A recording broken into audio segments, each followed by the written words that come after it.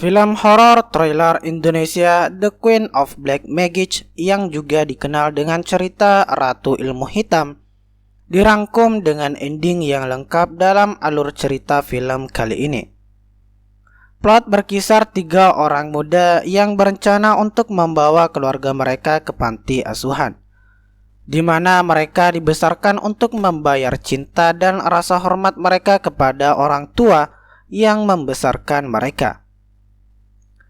Apa yang tidak mereka perhatikan adalah bahwa rumah anak-anak tempat mereka dibesarkan dihantui oleh misteri yang mengerikan dan menjadi sesuatu yang gelap dan mengerikan. Seseorang benar-benar menginginkan mereka mati, dan tampaknya mereka akan dirasuki dan dibunuh dengan ilmu hitam yang mematikan. Dia menyimpan dendam dan dia juga lahir sebagai akibat dari perbuatan jahat anak yatim yang membentuknya menjadi Ratu Ilmu Hitam. Keluarga ini berada dalam bahaya besar dan mereka harus menjelajahi masa lalu dan bertobat dari dosa-dosa mereka. Akankah mereka bisa keluar dari sana dan menyelamatkan diri atau menjadi pelaku ratu keji itu? Oleh karena itu, silahkan simak video ini sampai selesai. Namun sebelum lanjut, jangan lupa untuk menekan tombol subscribe dan aktifkan notifikasinya agar kalian tidak ketinggalan video terbaru dari kami, sahabat neror.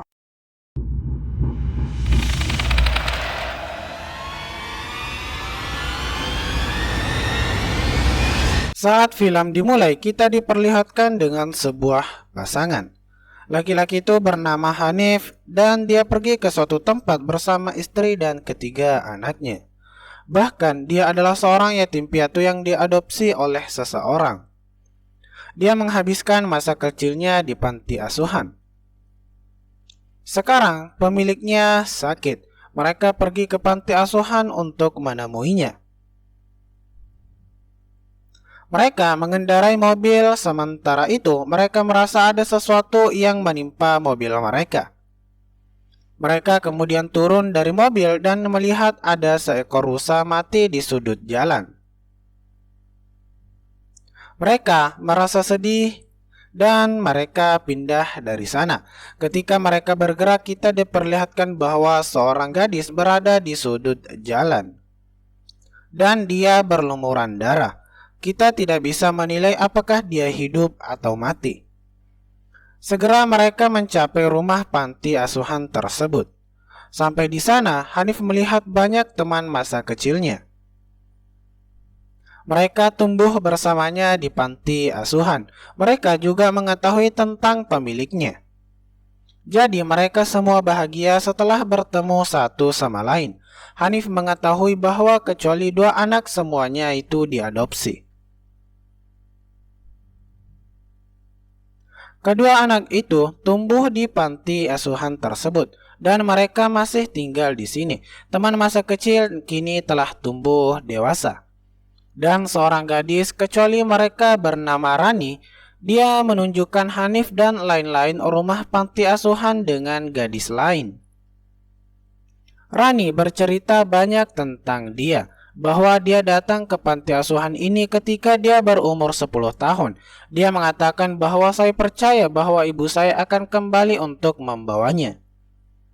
Dia menunjukkan kepada mereka semua kamar. Selama ini putra Hanif bernama Hegi pergi ke sebuah kamar. Pintunya tertutup selama bertahun-tahun dan Reni melihatnya.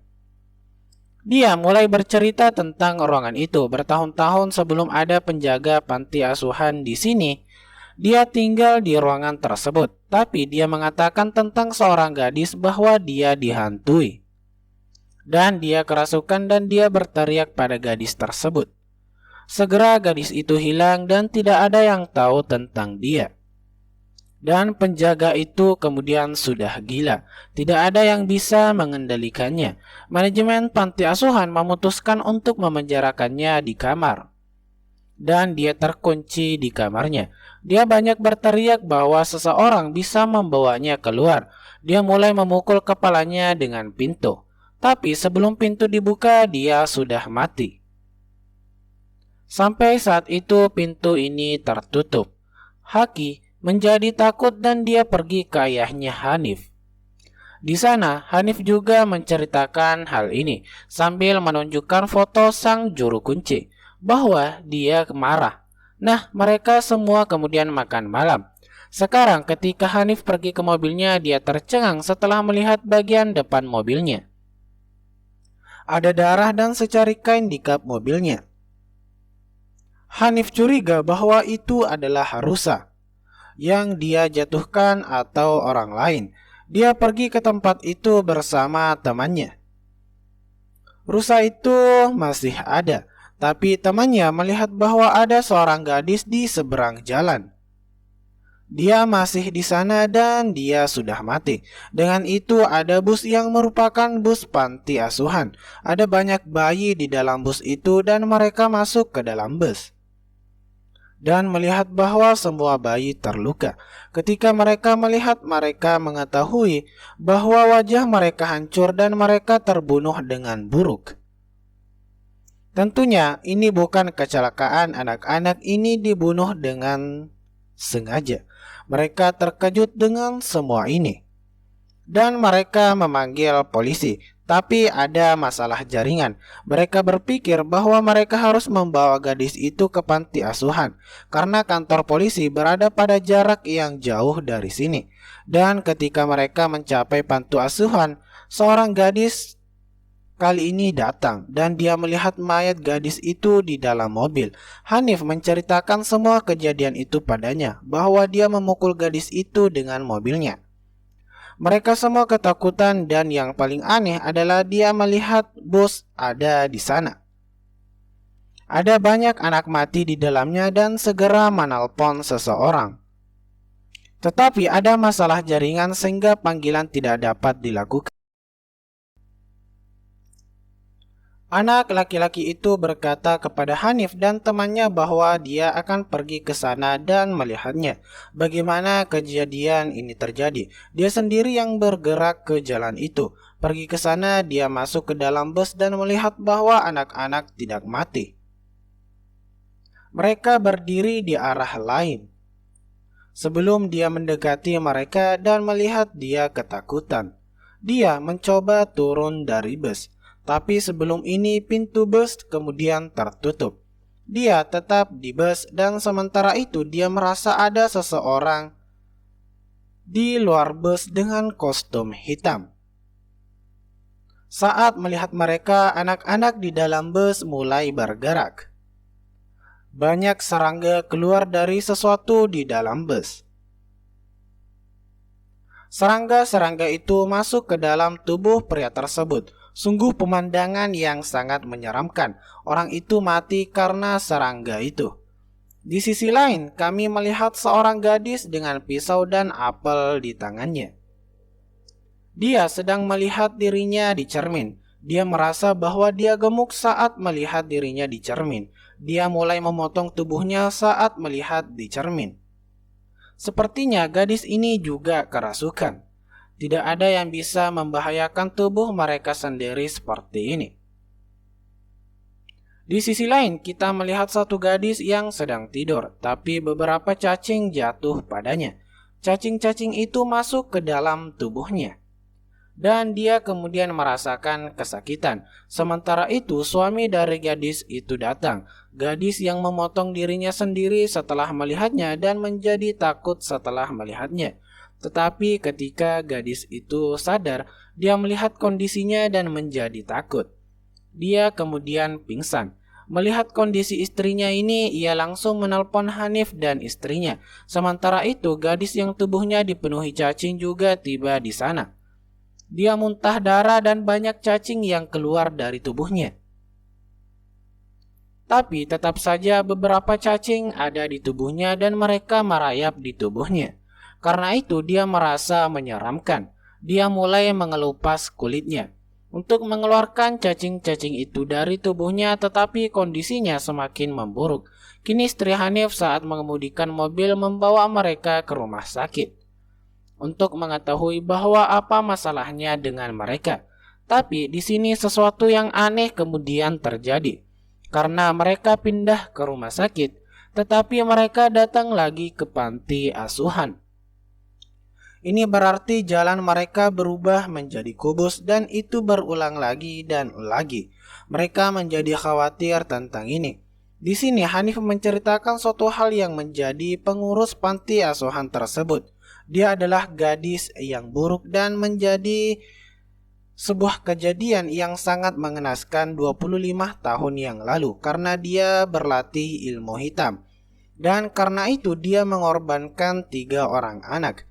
Tapi Hanif dan kedua temannya sudah melihatnya. Sebelum dia memegang mereka, mereka lari dari sana. Itu adalah teman-teman yang masih bersamanya. Tapi salah satu dari mereka tewas di dalam bus. Mungkin saja penjaganya masih di belakang mereka. Itulah sebabnya ketika mereka melarikan diri dari sana, mereka kembali ke panti asuhan. Itu berarti sekarang jalur mereka diubah. Pemilik panti asuhan itu juga mengetahuinya. Jadi dia berkata kepada anak-anak itu bahwa kita akan memenjarakan penjaga ini. Hanif dan temannya tidak menceritakan hal ini kepada siapapun. Tapi hari ini mereka telah berbagi hal ini, bahwa kita telah menguburkan penjaga itu setelah kematiannya di lantai ruangan tersebut. Di sisi lain kami melihat putra sulung Hanif, dan dia menjepit bibirnya dengan stapler. Sementara itu kami juga melihat Haki sedang memutar video di pemutar video. Tapi kemudian dia melihat wajah seseorang yang mengerikan. Dia berlari ke kakak laki-lakinya. Kakak laki-lakinya tidak dalam kendalinya. Dia menembaknya dengan pistol. Tapi itu tidak merugikannya, karena tikus ditembak dengan menggunakan pistol itu. Sementara itu Hanif dan istrinya juga datang ke sana. Dan mereka berencana pindah dari sini bersama anak-anak mereka. Mereka tidak dapat menemukan putra mereka. Kemudian istri Hanif pergi ke kamar pemiliknya. Dia berbaring di tempat tidurnya dan sakit.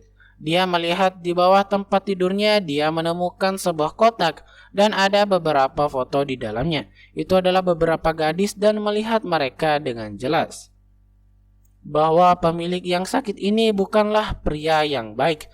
Dia mengalahkan gadis-gadis itu. Dia dulu berperilaku buruk dengan dia. Penjaga yang kita pahami jahat, sebenarnya dia sangat baik. Dia ingin menyelamatkan gadis-gadis itu dari pemilik tersebut. Dia tidak ingin mengungkapkan rahasianya. Mengapa saya tidak membuat cerita ini dengan anak-anak bahwa penjaga ini jahat? Itu sebabnya dia dikurung di sebuah ruangan, sehingga dia akan dibunuh dan dimakamkan di sana. Mereka berpikir jika pemilik ini adalah orang jahat, lalu siapa yang melakukan semua ini? Karena pemiliknya sedang sakit. Mereka mencurigai Rani. Mungkin pemiliknya melecehkannya dan mencoba membunuhnya. Itu sebabnya dia membalas dendam pada semuanya. Sementara itu dia juga datang ke sana. Dia mengatakan kepada mereka, tidak mungkin penjaga itu melakukan semua ini. Penjaga itu dibunuh secara brutal. Sementara itu gadis itu juga keluar, yang mereka pikir sudah mati setelah ambruk di mobil Hanif. Dia mengatakan kepada mereka bahwa apa yang terjadi padanya. Kami semua pergi piknik dari panti asuhan, tapi kemudian seorang wanita berbaju hitam datang ke bus kami.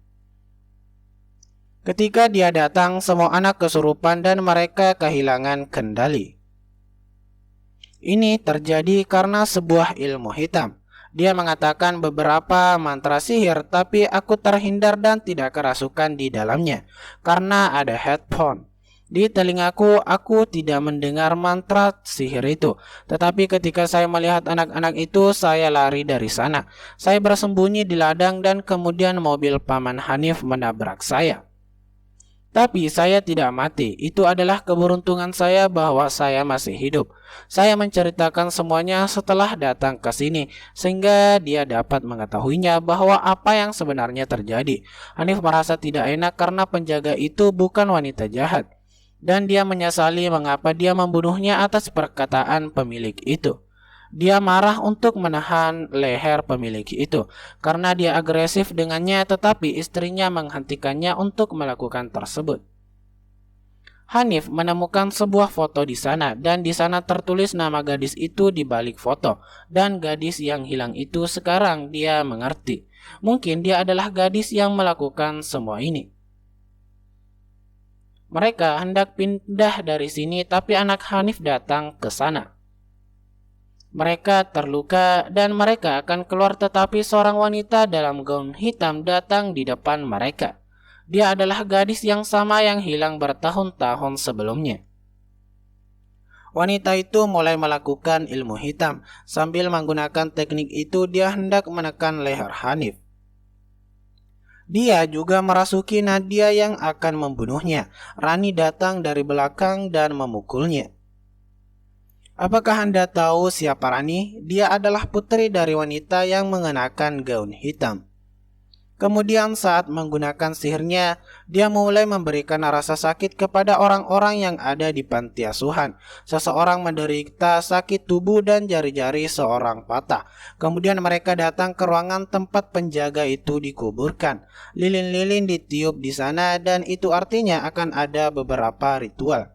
Istri Hanif bertanya kepada wanita itu, "Mengapa kamu melakukan ini?" "Oke, kami setuju bahwa Anda dapat memberikan rasa sakit kepada mereka yang membunuh daripada wanita. Tapi mengapa Anda membunuh anak-anak kecil itu?" Gadis itu mengatakan bahwa itu lebih baik dan jika mereka tinggal di sini, mereka juga akan berperilaku buruk.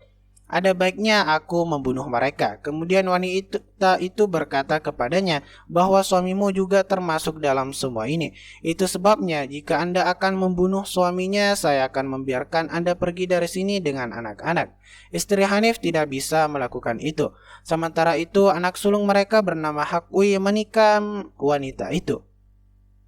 Wanita itu mengenakan gaun hitam. Saat melihat istri Hanif memotong lehernya, lehernya terlepas dari tubuhnya, tapi dia bergabung dengan lehernya lagi.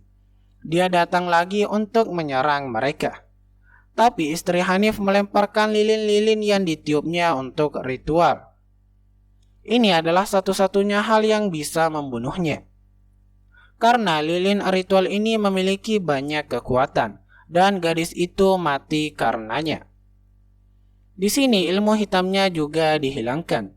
Orang-orang yang kerasukan menjadi sadar dan mereka bersiap-siap untuk pindah dari panti asuhan. Tetapi mereka tidak dapat mengeluarkan pemilik itu dari sana karena sudah waktunya baginya untuk mendapatkan hukuman atas dosa-dosanya. Sekarang kita lihat adegan berikutnya. Istri Hanif akan mengantar anak-anaknya dari sekolah. Tapi kemudian di luar mobil ditampilkan bayangan gadis yang mereka bunuh beberapa hari sebelumnya.